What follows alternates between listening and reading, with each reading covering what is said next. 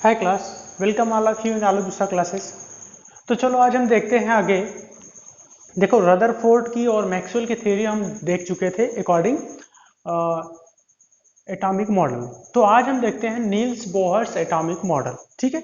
अच्छा देखो, बहुत दिन तक फेवरेबल था नील्स बोहर का एटॉमिक मॉडल, बहुत ही सबके द्वारा माना भी गया इसको। ठीक है। अच्छा देखो, नील्स बोहर एक ऐसे साइंटिस्ट थे जो अल्बर्ट आइंस्टीन के जो थ्योरी थी एक E equal to MC square, उसको ये क्या करे थे, चैलेंज किए थे। ठीक है। और एक लाइट के अकॉर्डिंग भी इनका क्या था, थ्योरी था, उसको भी चैलेंज कौन करने वाले थे, नील्स बोहर। आप लोग को पता है अल्बर्ट आइंस्टीन कितने बड़े साइंटिस्ट थे फिजिक्स के, उसको जो जो मतलब चैलेंज किया था वो कौन थे, नील्स बोहर। ठीक है।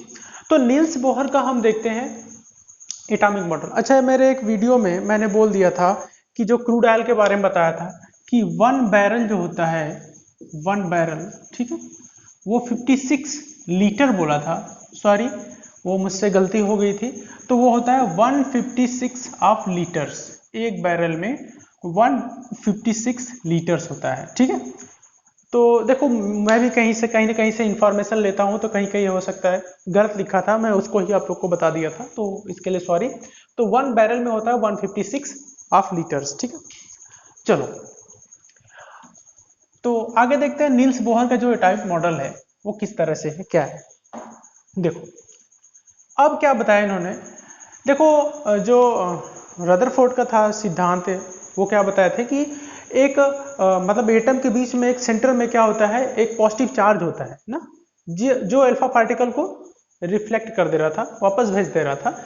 तो उस पॉजिटिव चार्ज को, बहुत छोटे पार्ट को क्या बोला था उन्होंने, न्यूक्लियस बोला था। तो इसी तरह से नील्स बोहर भी बोले कि atom has a centre, atom के पास क्या होता है, एक सेंटर होता है, अ सेंटर कॉल्ड न्यूक्लियस। तो एटम के पास एक सेंटर होता है जिसको क्या बोलते हैं, न्यूक्लियस बोलते हैं। जैसे आपका ये एटम है, तो एटम के पास एक क्या होता है, सेंटर होता है जिसको क्या बोलते हैं, न्यूक्लियस। ठीक है। कौन बोला, नील्स बोहर जी। आगे देखो, electron revolve in only fixed circular orbit. Electron जो होते हैं वो ओनली फिक्स्ड सर्कुलर ऑर्बिट में ही क्या करते हैं, रिवॉल्व करते हैं with fixed energy and fixed velocity. जो इलेक्ट्रॉन होते हैं वो फिक्स्ड ऑर्बिट में पहले तो मोशन करते हैं, रिवॉल्व करते हैं, और उस इलेक्ट्रॉन का फिक्स्ड एनर्जी होता है और फिक्स्ड वेलोसिटी होता है। जैसे मैं बताऊं कि अगर मैं ये बना देता हूं एक एटम, ठीक है, इसका न्यूक्लियस हो गया, तो इलेक्ट्रॉन जो होता है वो ओनली फिक्स्ड एक सेल होता है जिसमें वो क्या करता है, रिवॉल्व करता है। ठीक है। जैसे इलेक्ट्रॉन यहाँ रिवॉल्व कर रहा है, यहाँ रिवॉल्व कर रहा है ना, ठीक है, इस सेल में रिवॉल्व कर रहा है। ठीक है। और इन इलेक्ट्रॉन का जो फिक्स्ड सेल में रिवॉल्व कर रहे हैं, तो इनका एक फिक्स्ड एनर्जी लेवल होगा, है ना, इनका एक फिक्स्ड वेलोसिटी होगा। तो इसको कौन बोला, नील्स बोहर जी। ठीक है। आगे इन्होंने बताया क्वांटाइजेशन कंडीशन। अच्छा, क्वांटाइज मीन्स क्या होता है, क्वांटाइजेशन मतलब क्या होता है, नंबर्स जिनको हम फ्रैक्शन में नहीं डिवाइड कर सकते ना, जैसे 1 2 3 4 5 6 7 8 9 10। ठीक है। देखो, इसमें क्या था, क्वांटाइजेशन कंडीशन क्या था इनका, कि electron revolve only in those circular orbits for which the angular momentum L is integral multiple of h by 2 pi। देखो, इसको समझने का तरीका, जैसे मैं ये बताया कि इलेक्ट्रॉन एक फिक्स्ड सेल में क्या करते हैं, मोशन करते हैं, उनका एक फिक्स्ड एनर्जी होता है और उनका एक फिक्स्ड वेलोसिटी होता है। तो ये, और ये जो रिवॉल्व कर रहे हैं, एंगुलर मोमेंटम एक्चुअल में क्या है, ये उसी सेल में रिवॉल्व कर सकते हैं जिसका एंगुलर मोमेंटम L, जिसको बोलते हैं फिजिक्स में एंगुलर मोमेंटम L से रिप्रेजेंट करते हैं h/2 पाई का मल्टीपल हो। जिनका एंगुलर मोमेंटम h/2 पाई के मल्टीपल में हो, उसी सेल में इलेक्ट्रॉन क्या करेगा, रिवॉल्व करेगा। ठीक। जैसे यहाँ पे मैं बनाया हूं कि आपका न्यूक्लियस हो गया, ये ना फर्स्ट सेल सेकंड सेल, ऐसे ही क्या होगा, अगर मैं एक बना दूं सेल और, है ना, एक और सेल बना दूं, यहाँ पे इलेक्ट्रॉन क्या कर रहा है, मोशन कर, रिवॉल्व कर रहा है ना। ठीक है। इलेक्ट्रॉन एक और मैं बना दूं। ठीक है। तो देखो, ये इलेक्ट्रॉन उन्हीं सेल में क्या करेगा, रिवॉल्व करेगा इस सेंटर के चारों तरफ, न्यूक्लियस के चारों तरफ, जिसका एंगुलर मोमेंटम L जो होता है, ठीक है, वो क्या हो, मल्टीपल हो h/2π का। ठीक है, एक्चुअल में जो एंगुलर मोमेंटम होता है L इक्वल टू क्या होता है, n इंटू h/2π। ठीक है, ठीक है, ये फॉर्मूला होता है। तो n क्या है, ये n आपका क्या है, इंटीजर है।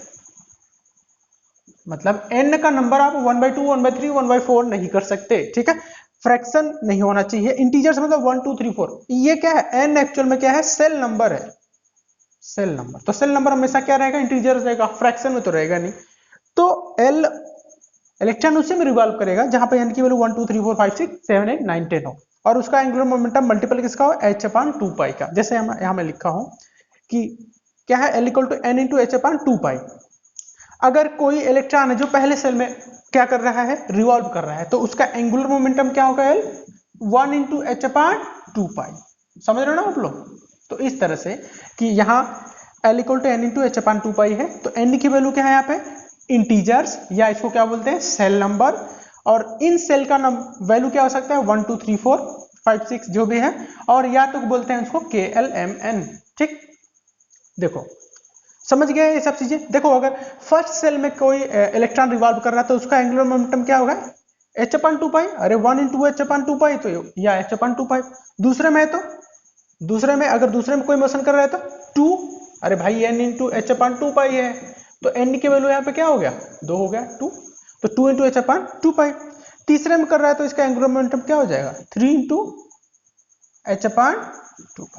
तो इस तरह से इसका आएगा। देखो कभी कभी किसी एग्जाम में, एंट्रेंस एग्जाम में पूछ लेता है, ये आपको समझ में आया ना। तो चलो आगे देखते हैं। Find angular momentum of electron is in second shell. Angular momentum निकालना है इलेक्ट्रॉन की, बहुत बड़ी थ्योरी नहीं, आपको डायरेक्ट फार्मूला करना है। फार्मूला क्या था मैं अभी बताया, L equal to n into h/2π। और किस सेल में है, सेकंड सेल में है, तो n की वैल्यू यहाँ पे क्या कर दो, n की वैल्यू 2 रख दो, तो इसकी वैल्यू क्या आएगी, 2 इंटू h/2π। ठीक है, तो 2 से 2 कैंसिल, तो क्या हो गया, h/π। ठीक, तो एंगुलर मोमेंटम अगर दूसरे सेल में कोई इलेक्ट्रॉन है तो उसका एंगुलर मोमेंटम क्या होगा, h/π। ठीक है, चलो तो अभी 3 कंप्लीट हुआ पोस्टुलेट किसका, नील्स बोहर का। तो चौथा देखते हैं। देखो बहुत इंपॉर्टेंट है, 4th नंबर जो है वो बहुत ही इंपॉर्टेंट है। चलो इसमें देखते हैं कि वाइल रिवॉल्विंग, देखो चौथा नंबर क्या है कि while revolving the electrons, sorry वही इलेक्ट्रॉन क्या है, while revolving the electron, the electrostatic force between electron and nucleus provide centripetal force. देखो क्या है, क्या बोल रहा है कि जैसे ये आपका एटम है, ठीक है, यहाँ पे आपने क्या बना दिया है, यहाँ पे आपने आपका पॉजिटिव चार्ज है, यहाँ पे इलेक्ट्रॉन है, ठीक है, इलेक्ट्रॉन, ठीक ठीक। तो देखो जब ये रिवॉल्व कर रहा है न्यूक्लियस के चारों तरफ, तो क्या हो रहा है कि the electrostatic force between electron and nucleus, तो इलेक्ट्रॉन और न्यूक्लियस के बीच में एक फोर्स लगता है जिसको क्या बोलते हैं, इलेक्ट्रोस्टैटिक फोर्स। इलेक्ट्रोस्टैटिक फोर्स मैं आप लोग को बताया था जब रदरफोर्ड की थ्योरी बताया था कि जब डिफरेंट चार्जेस के बीच में जो फोर्स होता है उसको बोलते हैं इलेक्ट्रोस्टैटिक फोर्स, इलेक्ट्रोस्टैटिक फोर्स। अच्छा, यही इलेक्ट्रोस्टैटिक फोर्स क्या करते हैं, सेंट्रीपेटल फोर्स प्रोवाइड करते हैं। देखो between electron and nucleus provide centripetal force, और यही क्या करते हैं, यही इलेक्ट्रोस्टैटिक फोर्स क्या होता है एक्चुअल में, सेंट्रीपेटल फोर्स, पेटल फोर्स।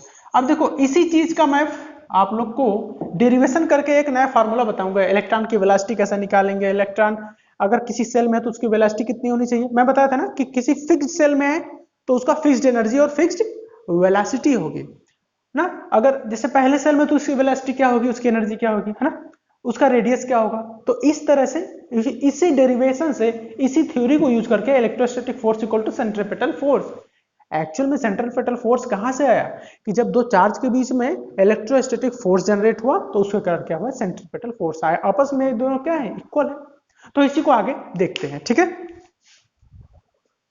देखो मैं क्या बताया कि इलेक्ट्रोस्टैटिक जो फोर्स है वो सेंट्रीपेटल फोर्स के बराबर है इस केस में, ठीक है। तो अब देखो इसको किस तरह से करेंगे कि हम अगर इलेक्ट्रोस्टैटिक फोर्स को हम लिखें Fe, तो ये बराबर किसके होगा, Fc, सेंट्रीपिटल फोर्स। ठीक, देखो अब इलेक्ट्रोस्टैटिक फोर्स क्या होता है कि अगर दो चार्ज हैं ना, ठीक है, Q1 और Q2, ठीक है, मैंने एक को क्या बोल दिया था, एक न्यूक्लियस है आपका, चलो ठीक है, प्लस चार्ज बोल दिया एक को, एक इलेक्ट्रॉन है ना, अरे भाई इलेक्ट्रॉन है और प्रोटॉन है, ये न्यूक्लियस है और ये क्या है, इलेक्ट्रॉन है आपका, सीधे सीधे। ठीक है, मान लो कि इसका चार्ज क्या है, Zd है, ठीक है, और इसका क्या है, इलेक्ट्रॉन, तो इलेक्ट्रॉन ही है। ठीक है, अब देखो, अब Fe क्या होता है, Fe का फार्मूला होता है इलेक्ट्रोस्टैटिक फोर्स का, ठीक है, K Q1 Q2 by R square. ठीक है, K Q1 Q2 by R square, या तो इसको लिखते हैं K की जगह लिख सकते हैं 1/4 pi E not Q1 Q2 by R square. ठीक है, अगर इनके बीच में जो डिस्टेंस है, इलेक्ट्रॉन और न्यूक्लियस के बीच में डिस्टेंस है, अगर वो r हो, तो ये, ठीक है, Q1 Q2 by R square, या तो यहाँ पे देख लो कि इन दो चार्ज के बीच में जो डिस्टेंस है वो r है, तो यहाँ r का स्क्वायर हो जाता है। ठीक है, इसको इक्वेशन नंबर 1 कर लो। अब देखो सेंट्रीपेटल फोर्स का फार्मूला होता है, आप फिजिक्स में पढ़े होंगे, Fc equal to mv square by r।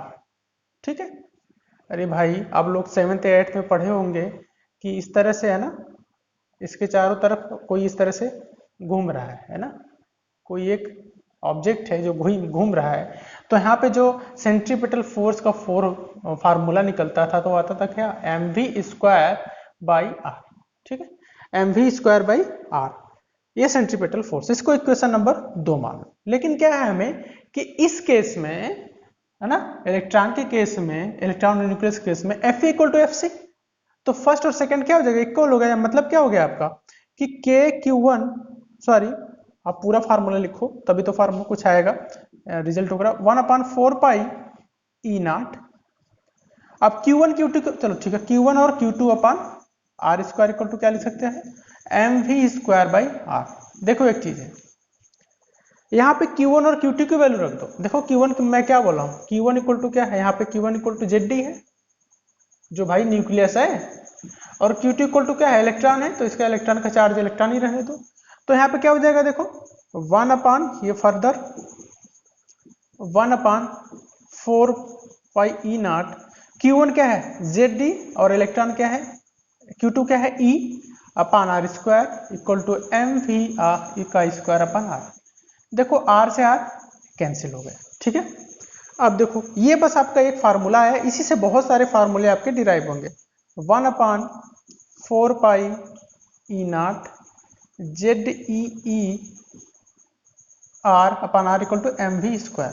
तो ये आपका एक फार्मूला आया, इस फार्मूले से आपको बहुत सारे फार्मूले, एनर्जी, वेलोसिटी, रेडियस सब निकालने को आएगा कि फर्स्ट सेल में इलेक्ट्रॉन है तो उसकी एनर्जी क्या होगी, फर्स्ट सेल में इलेक्ट्रॉन है तो उसका वेलोसिटी क्या होगा, है ना, तो एंगुलर मोमेंटम क्या होगा, सब निकालेंगे। तो ये आपका ए फार्मूला हो गया। ठीक है, इस तरह से इसके फार्मूले से हम बहुत सारी चीजें अभी निकालने वाले हैं। ठीक है, तो चलो अभी आगे देखते हैं। तो देखो इसका जो नील्स बोर है उसका 5th पोस्टुलेट्स देखते हैं। ठीक है, देखो इसमें क्या है, देखो ये फार्मूला पहले आप लोग इस तरह से डिराइव करके देख लेना। ठीक है, अभी मैं यहीं तक इसके 5वें पोस्टुलेट्स तक ही रहेंगे। 5वें पोस्टुलेट्स में आपको बहुत सारी चीजें डिराइव करनी, जैसे एनर्जी, वेलोसिटी, रेडियस, है ना, बहुत सारी चीजें अभी फाइंड आउट करना है जो जेई नीट के लिए बहुत ही इंपॉर्टेंट है। ठीक है, यहाँ इस नील्स बोहर की थ्योरी से, एटॉमिक मॉडल से बहुत सारे क्वेश्चंस आपके आते हैं। ठीक है, वो फार्मूला बेस्ड आता है और कई बार हम कंफ्यूज जाते हैं कि क्या कौन सा फार्मूला लगाएं, तो ये हम पढ़ लेंगे नील्स बोहर का एटॉमिक मॉडल, तो बहुत अच्छे से हमारी तैयारी भी हो जाएगी। ठीक है, चलो आगे देखते हैं कि while revolving in a particular orbit an electron neither gains energy nor loses energy। देखो उन्होंने क्या कहा कि जैसे मैं ये बना दूं आपका, ठीक है, इन्होंने क्या बताया कि इलेक्ट्रॉन ये है, ये इलेक्ट्रॉन। ठीक है, तो किसी फिक्स्ड सेल में ये क्या कर रहे हैं, रिवॉल्व कर रहे हैं न्यूक्लियस के चारों तरफ, तो ये क्या कर सकते हैं, नाइदर गेन्स एनर्जी, ना तो ये एनर्जी को गेन कर सकते हैं, नाइदर लूज एनर्जी, ना तो एनर्जी को लूज कर सकते हैं। समझ रहे हो आप लोग, ये बोले। लेकिन यही इनका जो छठवां जो पोस्टुलेट्स आएगा उसमें ये खुद ही बोलेंगे कि इलेक्ट्रॉन एनर्जी को गेन भी कर सकता है, लूज भी कर सकता है। हाँ, लेकिन उसके लिए कंडीशन है कि एक पर्टिकुलर सेल में कैप कर सकते हैं, कब नहीं कर सकते हैं। ठीक है, लेकिन ये अच्छी थ्योरी है कि while revolving in a particular orbit electron neither gains nor lose energy। आगे ठीक है, आगे देखो, energy of a shell is fixed. Energy जो होता है सेल का वो एक फिक्स्ड होता है, इट कांट बी चेंज। तो भाई ये आज भी सही है, एनर्जी जो होता है किसी सेल का वो फिक्स होता है, उसको चेंज नहीं कर सकते। ठीक है, आज भी ये सही है। ठीक है, इस पे थोड़ी थ्योरी हो गलत गलत, मतलब देखो उस टाइम में भी ये चीज बोलना बहुत बड़ी बात थी। ठीक है, क्योंकि बहुत सारे लोग साइंटिस्ट यहाँ तक पहुंचे ही नहीं थे। ठीक है, इसके बाद जो भी मैक्स प्लैंक आएंगे, ठीक है, उनका थ्योरी आएगा तो थोड़ा सा ये डिस्टर्ब होंगे। बाकी बहुत साल तक इनकी थ्योरी मानी गई वर्ल्ड में। ठीक है, अच्छा देखो, अब ये सेल को, ये पर्टिकुलर सेल का नाम दे दिए, जैसे n इक्वल टू 1 2 3 4, या उसका नाम एक दे दिए KLMN। तो अभी तक हम यही मतलब 4-5 पोस्टुलेट्स नील्स बोर के पढ़ते हैं। इसके बाद एक क्लास आएगी, उसके आपका पूरा का पूरा डेरिवेशन आएगा, फार्मूला का, फार्मूले बहुत सारे एनर्जी का, वेलोसिटी का, जो मैं अभी बता रहा था, और उसमें न्यूमेरिकल भी उसी के साथ में करा दूंगा जो IIT-JEE में आए हैं। तो आप लोग को कैसी क्लास लगी आप लोग कमेंट जरूर करें। ठीक है, बाकी थैंक यू क्लास।